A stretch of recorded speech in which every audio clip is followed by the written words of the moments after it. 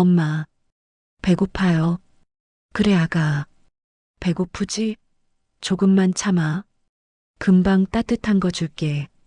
추운 겨울거리, 낯익은 목소리가 들렸습니다. 고개를 돌린 그 순간, 5년 동안 찾아 헤맸던, 아니, 찾지 않았던 얼굴, 지워버리려 했던 얼굴이 거기 있었습니다. 노점 앞에서 떨고 있는 두 아이, 그 옆에서 김밥을 싸고 있는 여자, 며느리였습니다. 그는 그 자리에 얼어붙었습니다. 5년 동안 믿어왔던 모든 것이 단 1초 만에 흔들리기 시작했습니다. 보험금 30억을 들고 사라진 여자가 왜 여기서 김밥을 팔고 있는 거지? 이 놀라운 반전의 이야기가 궁금하시다면 잠시만 구독 버튼을 눌러주세요. 그리고 지금 어디서 누구와 듣고 계신지 댓글 남겨주시는 모든 분들께 올 한 해 행운이 가득 깃들길 빌어드립니다. 이 모든 비극은 5년 전으로 거슬러 올라갑니다. 회장님, 쌍둥이래요. 건강한 남자의 둘입니다. 강현도 회장은 병원 복도를 뛰다시피 걸어갔습니다. 70평생 이렇게 가슴이 뛰어본 적이 없었습니다. 분만실 앞 며느리 윤서연이 지친 얼굴로 웃고 있었습니다. 아버님, 애들 보셨어요? 아직 못 봤어. 회장의 목소리가 떨렸습니다. 간호사가 아기 2명을 안고 나왔고 회장은 조심스럽게 한 아이를 안았습니다. 작은 손이 그의 손가락을 꽉 쥐었습니다. 준혁아, 이 아이들을 봐라. 이 작은 생명들이 너를 믿고 있다. 회장은 손주를 내려다보며 말했습니다. 가장의 무게를 이제 제대로 느껴야 한다. 이 아이들을 키우려면 너는 더 강해져야 해. 알겠습니다, 아버지. 준혁은 고개를 숙였습니다. 회사 일에 더 매진해라. 이제 너는 두 아이의 아버지이자 이 회사의 미래다. 그 옆에 서 있던 민석은 축하한다고 말했습니다. 형의 아이들은 정말 예뻤고 민석의 조카이기도 했으니까요. 하지만 동시에 가슴 한편이 무너지는 느낌이었습니다. 43, 아직 가정도 없는 자신. 형은 이제 두 아이의 아버지가 되었고 회장은 형에게 회사의 미래를 맡겼습니다. 그날 밤 민석은 혼자 술을 마셨습니다. 질투가 아닌 불안이었습니다. 형이 가진 모든 것들, 사랑하는 아내, 건강한 아이들, 아버지의 신뢰. 자신에게는 아무것도 없게 느껴졌습니다. 석 달 후, 어느 날 밤 늦게까지 회의를 하던 중 회장은 과로로 쓰러졌습니다. 회장님, 비서실장이 소리쳤지만 회장은 이미 의식을 잃은 후였습니다. 구급차 사이렌이 울리고 중환자실로 옮겨진 회장. 의사는 고개를 저었습니다. 언제 깨어나실지 장담할 수 없습니다. 그 소식은 삽시간에 회사에 퍼졌고 이틀 후 긴급 이사회가 소집되었습니다. 회장님 상태가 어떻습니까? 의식 불명입니다. 회복 기간도 예측 불가능하고요. 그럼 당장 후계 구도를 정해야 합니다. 장남 강준혁 전무가 적임자입니다. 이해 없습니다. 회의실은 단 30분 만에 결론이 났습니다. 강준혁 후계자로 공식 결정. 민석은 회의실 끝자리에 앉아 있었습니다. 아무 말도 하지 않았고 할 수 있는 말이 없었습니다. 회의가 끝나고 비서가 다가왔습니다. 상무님, 형님께서 후계자로 결정되셨습니다. 알고 있네. 민석의 목소리는 평온했습니다. 하지만 그의 손은 떨리고 있었습니다. 그날 밤 민석은 잠들지 못했습니다. 아버지가 깨어나지 못하고 형이 회장이 되면 자신은 영원히 그림자로 남을 것이었습니다. 형을 해칠 생각은 없어. 절대로. 민석은 스스로에게 다짐했습니다. 단지 이사회가 다시 생각하게 만들 무언가가 필요했습니다. 형이 실수하는 모습, 후계자로서 부족하다는 인상. 그 정도면 충분했습니다. 사흘 후 민석은 형의 차량 정비 일정을 확인하고 한밤중 정비소에 몰래 들어갔습니다. 심장이 두근거렸고 양심이 그를 붙잡았지만 멈출 수는 없었습니다. 브레이크 시스템에 아주 작은 장치를 설치했습니다. 급정거 시 1초 정도 반응이 늦어지는 정도. 이 정도면 당황은 하겠지. 하지만 위험하진 않아. 민석은 떨리는 손으로 작업을 마쳤습니다. 다음 날 형이 이사회에 늦게 오기만 하면 그것만으로도 충분했습니다. 형을 다치게 할 생각은 전혀 없었습니다. 하지만 운명은 그의 계획과는 전혀 다르게 흘러갔습니다. 이틀 후 폭우가 쏟아지는 밤이었습니다. 강준혁은 지방 현장 점검을 마치고 차에 올랐습니다. 늦었네. 서연이가 걱정하겠어. 그는 아내에게 문자를 보냈습니다. 조금 늦을 것 같아. 아이들 재웠어? 응, 아빠 기다리다 잠들었어. 조심히 와. 준혁은 미소 지으며 시동을 걸었습니다. 고속도로에 진입했습니다. 빗소리가 차창을 두드렸습니다. 와이퍼가 쉴 새 없이 움직였지만 앞이 잘 보이지 않았습니다. 공사 구간이 있다고 했지. 내비게이션의 경고이 전방 2km, 공사 구간 서행이라 명시했고 준혁은 속도를 줄였습니다. 빗물이 도로를 뒤덮고 있는 그때 갑자기 앞차의 브레이크 등이 켜졌습니다. 준혁은 재빨리 브레이크를 밟았습니다. 하지만 밟히지 않았습니다. 아니, 밟혔지만 반응이 없었습니다. 1초, 단 1초의 지연. 왜 이래? 준혁은 다시 힘껏 브레이크를 밟았지만 이미 늦었습니다. 차는 미끄러지기 시작했고 빗물 위를 스케이트 타듯 미끄러졌습니다. 준혁은 핸들을 꺾었지만 차는 그의 의지대로 움직이지 않았습니다. 쾅! 가드레일과 충돌했고 차는 한 바퀴 돌더니 그대로 뒤집혔습니다.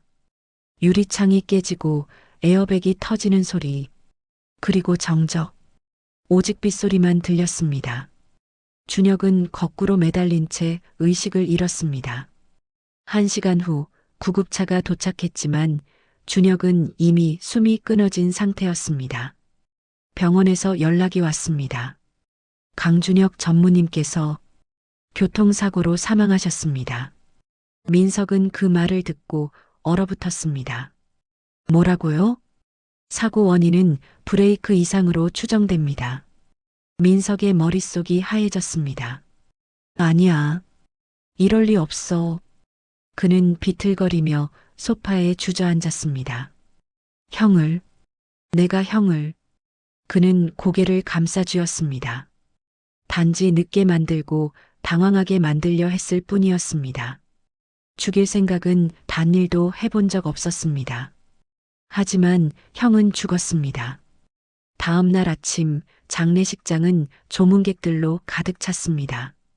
윤서연은 넋이 나간 채 빈소에 앉아 있었습니다. 여보.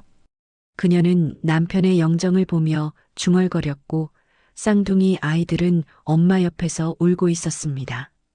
3달밖에 안 된 아기들은 아빠가 죽었다는 것도 모른 채 그저 울기만 했습니다.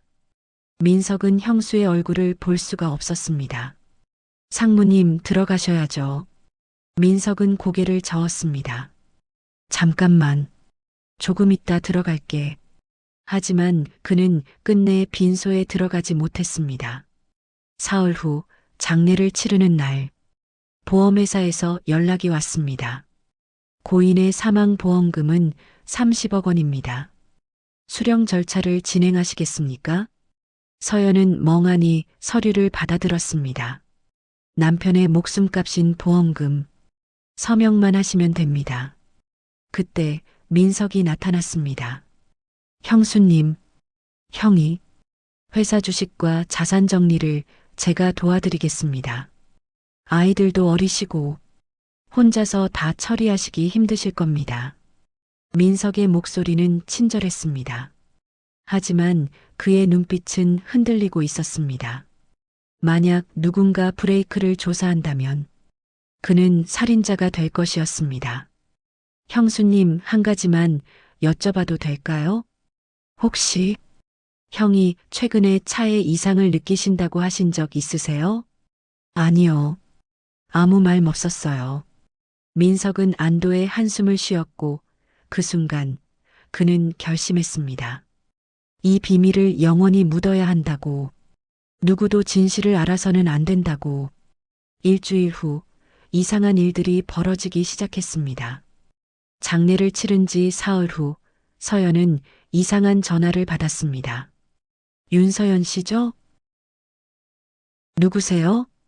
그건 중요하지 않아요. 중요한 건 당신이 곧 위험해질 거라는 겁니다. 서연의 손이 떨렸습니다. 무슨 소리예요? 남편분 사고, 단순 사고가 아니었어요. 누군가 의도한 거였죠. 뭐라고요? 증거가 있어요. 하지만 그걸 세상에 알리면 당신과 아이들이 위험해집니다. 전화는 끊겼습니다. 서연은 그 자리에 주저앉았습니다. 며칠 후, 이번엔 민석의 전화였습니다. 형수님, 보험금 수령하셨죠? 아직이에요. 빨리 처리하세요. 그리고 한동안 조용히 지내시는 게 좋을 것 같습니다. 무슨 뜻이에요? 형 사고에 대해 이상한 소문들이 돌고 있어요. 형수님을 의심하는 사람들도 있고요. 저를요? 왜요? 보험금 3, 4억 때문에. 아시잖아요. 사람들이 어떻게 생각하는지. 다음 날 또 다른 전화. 윤서연 씨, 아이들 안전하게 지키고 싶으면 내 말 잘 들으세요. 당신 남편 죽인 사람 가까이 있어요. 아주 가까이. 누구예요? 대체 누가? 지금 당장 아이들 데리고 떠나세요. 그리고 돈은 손대지 마세요. 손대는 순간 당신이 범인으로 몰릴 겁니다. 모든 게 당신 탓이 될 거예요. 전화는 다시 끊겼습니다. 서연은 떨리는 손으로 아이들을 안았습니다. 누가 남편을 죽였는지, 왜 자신을 협박하는지 아무것도 알 수 없었습니다. 하지만 한 가지는 확실했습니다. 아이들을 지켜야 한다는 것. 그날 밤 서연은 짐을 쌌고 보험금은 생각조차 하지 않고 회사 자산도 정리하지 않았습니다. 단지 아이들 옷가지와 최소한의 현금만 챙겨 새벽녘 아무도 모르게 집을 나섰습니다. 쌍둥이를 유모차에 태우고 그녀는 어둠 속으로 사라졌습니다. 이틀 후 민석은 빈집을 확인하며 안도의 한숨을 쉬었습니다. 사라졌군. 형수가 사라지면 모든 의심이 그녀에게 쏠릴 것이었습니다. 보험금과 자산을 챙겨 도망간 며느리. 그런 이야기가 퍼지며 진실은 영원히 묻힐 것이었습니다. 서연이 사라진 지 이틀 후 강현도 회장이 깨어났습니다. 회장님, 의사와 간호사들이 달려왔습니다. 여기가 어디지? 병원입니다, 회장님. 그동안 혼수 상태셨습니다. 회장은 천장을 바라봤습니다. 긴 시간 동안 무슨 일이 있었을까? 그때 민석이 병실로 들어왔습니다. 아버지, 민석아, 형은? 준혁이는 어디 있냐? 형님이 돌아가셨습니다. 뭐라고? 회장의 목소리가 떨렸습니다. 교통사고였어요. 2달 전에. 회장은 아무 말도 할 수 없었습니다. 자신이 혼수 상태에 있는 동안 아들이 세상을 떠났다. 서연이와 아이들은? 민석은 잠시 망설이다가 형수님은 아이들을 데리고 사라졌습니다. 사라졌다니? 형님 장례 직후 보험금과 회사 자산 일부를 정리하고 아이들을 데리고 사라졌습니다. 회장은 믿을 수 없다는 표정으로 민석을 바라봤습니다. 그럴 리 없어. 서연이가 왜? 저희도 찾아봤지만 흔적이 없습니다. 휴대폰도 꺼져 있고 집도 비어 있어요. 민석은 서류 몇 장을 내밀었습니다. 보험금 30억 원, 수령 기록입니다. 그리고 형님 명의 주식 일부도 처분됐습니다. 회장은 서류를 보며 아니야. 서연이는 그런 아이가 아니야. 저도 믿고 싶지 않지만 아버지, 증거가 있습니다. 회장은 고개를 떨구었습니다. 내 손주들은, 준이와 혁이는 회장의 눈에서 눈물이 흘렀습니다. 분노와 배신감이 뒤섞여 오열하였습니다. 그렇게 믿었던 며느리가 아들이 죽자마자 돈을 들고 사라졌다. 찾아라. 당장 찾아서. 회장은 말을 잇지 못했습니다. 말을 잇지 못하고 회장은 눈을 감았습니다. 그날부터 회장은 며느리의 이름을 입에 올리지 않았습니다. 손주들의 존재도 애써 지웠습니다. 배신당했다는 감정만 남았습니다. 그로부터 5년이 흘렀습니다. 강현도 회장은 집무실에서 창밖만 바라보는 날들이 많아졌고 건강은 예전 같지 않았습니다. 회장님, 오늘 일정 확인하시겠습니까?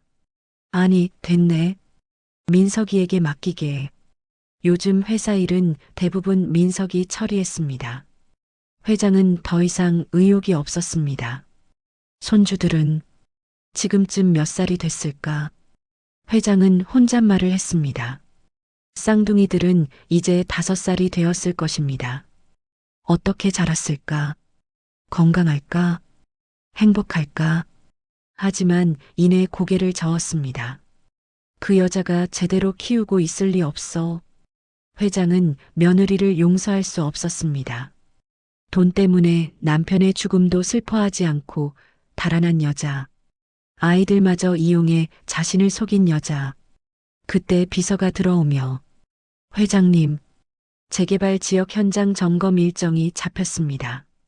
내가 꼭 가야 하나? 투자자들이 회장님을 뵙고 싶어 합니다. 알겠네. 민석은 조심스럽게 물었습니다.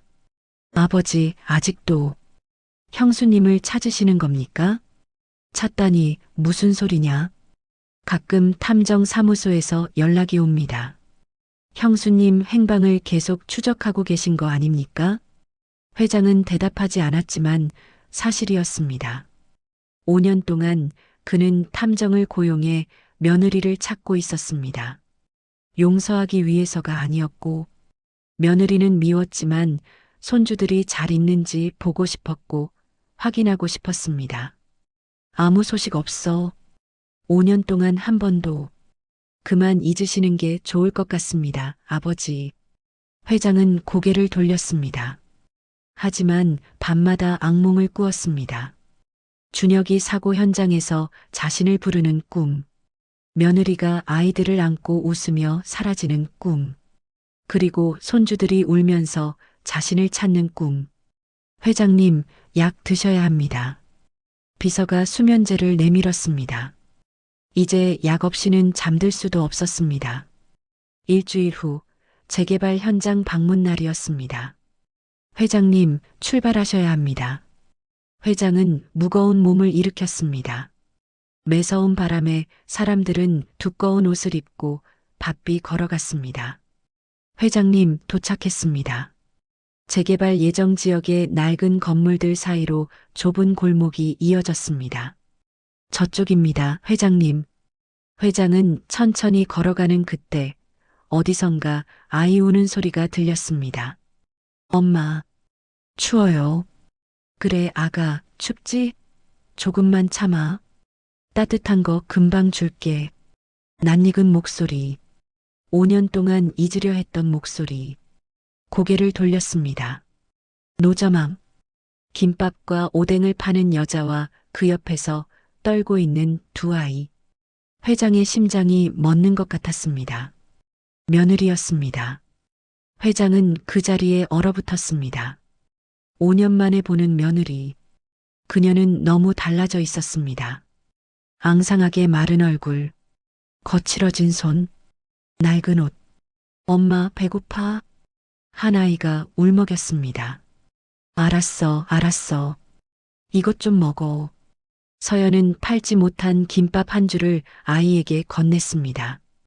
회장은 아이들을 보며 천천히 다가갔습니다. 5살, 쌍둥이, 얼굴은 준혁을 닮았습니다. 회장님, 왜 그러십니까?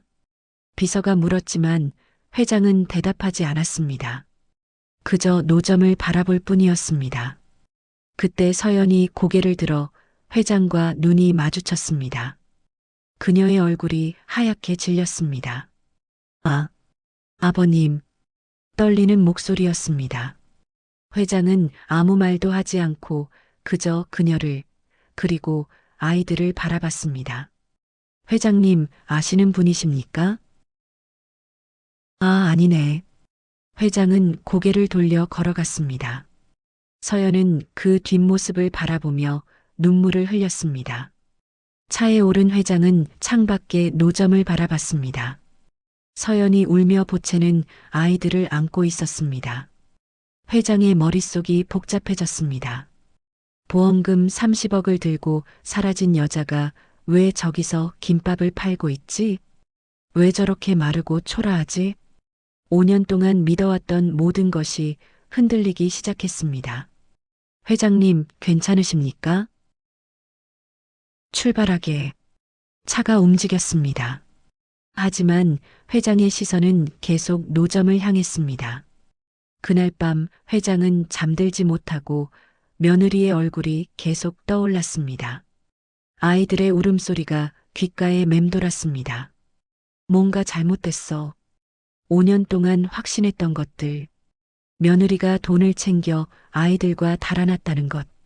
모두 거짓일지도 모른다는 생각이 들었습니다. 민서가, 예, 아버지. 내일 아침 일찍 오너라. 할 얘기가 있다. 네. 깊은 밤 달빛 아래 도시가 잠들어 있었습니다. 어디선가 며느리도 아이들을 재우고 있을 것입니다. 추운 방에서 배고픈 아이들을 달래며 다음 날 아침 민석이 회장실로 들어왔습니다. 부르셨습니까, 아버지? 민서가 어제 서연이를 봤다. 민석의 발걸음이 멈췄습니다. 재개발 지역? 노점에서 김밥을 팔고 있더구나. 그게 너무 초라하더라. 앙상하게 말라서 아이들도 떨고 있고. 회장이 돌아섰습니다. 넌 왜 찾지 않았느냐? 5년 동안 단 한 번도 형수를 찾으려 하지 않았지. 왜냐? 형은 그렇게 아꼈으면서 형수와 조카들은 왜 내버려뒀느냐? 형수님이 도망간 겁니다. 30억을 가진 사람이 왜 노점에서 김밥을 파냐? 회장의 목소리가 높아졌습니다. 대답해봐. 그걸 제가 어떻게 알겠습니까?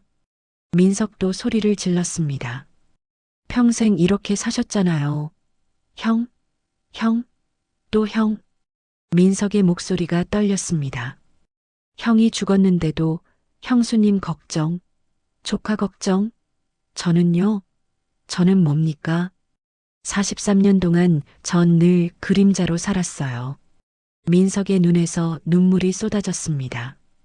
형은 태어날 때부터 사랑을 독차지하고 공부도 잘하고 인기도 많고 아버지는 늘 형만 바라보셨죠. 저는 뭘 해도 형만 못하고 뭘 해도 형 그림자였어요. 회사도 형 거, 아버지 관심도 형 거, 다 형 거였어요. 회장은 말없이 민석을 바라봤습니다. 그래서 그랬어요. 네, 제가 그랬어요. 민석이 주저앉았습니다. 제가 형 차브레이크에 손을 댔어요. 뭐라고? 단지 그냥 형이 늦게 도착하게 만들려고만 했어요. 실수하게 만들려고만 했어요. 죽일 생각은 없었어요. 진짜로. 단지 이 사회에 늦게 해서 이런 미친놈. 민석은 바닥에 쓰러지듯 엎드려 모두 실토했습니다. 형수님한테 협박 전화도 했어요. 도망가라고. 왜 그랬어? 제가 살려고요. 진실이 밝혀지면 전 끝이니까요. 민석은 울면서 말했습니다. 보험금도 제 계좌로 빼돌렸어요. 형수님 이름으로 서류만 만들고. 그래서 서연이가 5년 동안 저렇게. 아버지, 죄송해요. 제발 용서해 주세요. 저도 후회해요. 회장은 주먹을 쥐었습니다. 나가라. 아버지, 당장 내 눈앞에서 사라져. 회장의 고함에 민석은 비틀거리며 밖으로 나갔습니다. 홀로 남은 회장은 책상에 주저앉았습니다. 서연아, 미안하다. 그의 눈에서 눈물이 흘러내렸습니다. 5년 동안 미워했던 며느리. 그 아이는 아무 잘못도 없었습니다. 오히려 희생자였습니다. 그날 오후 회장은 다시 재개발 지역의 낡은 골목으로 향했습니다. 서연은 여전히 그곳에서 김밥을 팔고 있고 쌍둥이들은 옆에서 오뎅 국물로 손을 녹이고 있었고 회장이 천천히 다가자 서연이 고개를 들었습니다. 아, 아버님. 회장은 아무 말 없이 그녀 앞에 섰습니다. 죄송합니다. 정말 죄송합니다. 뭐가 죄송하냐? 도망간 거 아니고 연락도 안 드린 게 아닌데. 아니다. 미안한 건 나다. 서연이 고개를 들었습니다. 5년 동안 너를 오해했다. 회장의 눈에 눈물이 맺혔습니다. 민석이한테 다 들었어. 내가 아무 잘못도 없다는 것, 도망간 게 아니라 쫓겨난 거라는 것. 아버님, 보험금도 못 받았지? 30억 중에 한 푼도. 저는 괜찮았어요. 단지 아이들만 지키면 된다고 생각했어요. 회장은 쌍둥이들을 바라봤습니다. 5살 아이들은 추위에 떨고 있었습니다. 준아, 혁아. 회장이 무릎을 꿇었습니다. 아이들은 낯선 할아버지를 경계하듯 바라봤습니다. 할아버지가 왔단다. 할아버지? 그래, 내가 너희 할아버지란다. 회장은 아이들을 안았습니다. 5년 만에 안는 손주들. 미안하다. 할아버지가 너희를 지켜주지 못해서. 아이들은 영문도 모른 채 할아버지 품에 안겼습니다. 서연은 그 모습을 보며 눈물을 흘렸습니다. 서연아, 집으로 가자. 아이들과 함께. 이제 아무 걱정 마라. 내가 지킬게. 민석이는 법의 심판을 받을 거다. 내 아들이지만 용서할 수 없어. 서연은 고개를 저었습니다. 아버님, 저는 복수 같은 건 복수가 아니야. 정이다. 준혁이를 위해서라도 진실은 밝혀져야 해. 며칠 후 민석은 경찰에 자수했습니다. 업무상 과실치사와 사기 혐의였습니다. 재판이 열렸고 민석은 징역 10년을 선고받았습니다. 법정에서 민석은 마지막으로 말했습니다. 형수님, 아버지, 정말 죄송합니다. 회장은 방청석에서 그 모습을 지켜보며 눈물을 흘렸습니다. 분노도 증오도 없고 단지 슬픔만 남았습니다. 그날 밤 회장은 서연과 아이들과 함께 저녁을 먹었습니다. 할아버지, 이거 맛있어요. 쌍둥이들이 웃었고 회장도 처음으로 마음 편히 웃었습니다. 많이 먹어라. 이제 할아버지가 매일 맛있는 거 해줄게. 아버님, 감사합니다. 아니다. 내가 감사하지. 이 아이들을 다시 웃게 해줘서. 창밖으로 눈이 내리기 시작했습니다. 긴 겨울이 지나고 봄이 오고 있었습니다. 때로는 진실이 너무 늦게 밝혀집니다. 5년이라는 시간 동안 회장은 잘못된 미움을 키웠고 서연은 억울한 고통을 견뎌야 했습니다. 하지만 중요한 건 끝내 진실을 마주했다는 것입니다. 진실을 마주하는데 늦은 때란 없습니다. 여러분들은 이 사연을 누구와 듣고 계신가요? 혼자? 친구와? 댓글 남겨주시는 분들께 올 한 해 행운이 가득하길 빌어드리겠습니다. 다음에도 더 좋은 이야기로 찾아뵙겠습니다. 시청해주셔서 감사합니다.